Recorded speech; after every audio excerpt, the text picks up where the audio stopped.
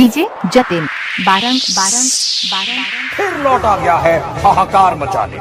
इसके नए एल्बम में है खतरनाक बीट्स, दर्दनाक ड्रॉप्स और भयंकर base.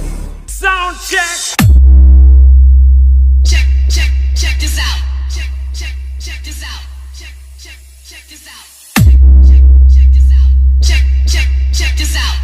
Check this out. Check this out. Check this out.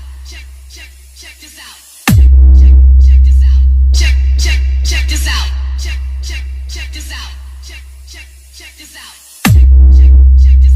Check this out.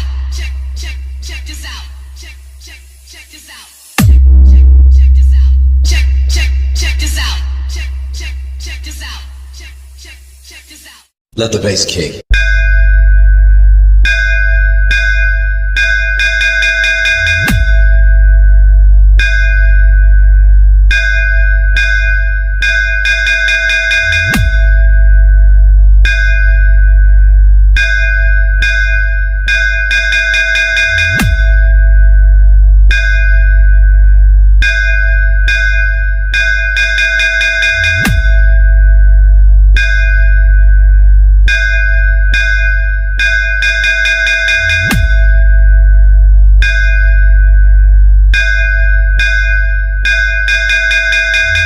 अब बस देखता जा कौन जीता कौन हारा। Speaker check.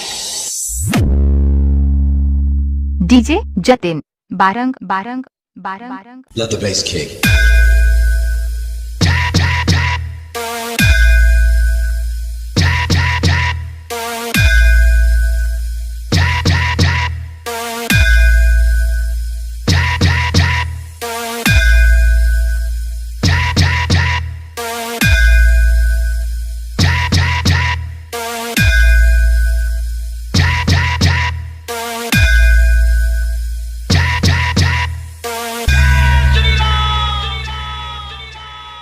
JBL sound testing.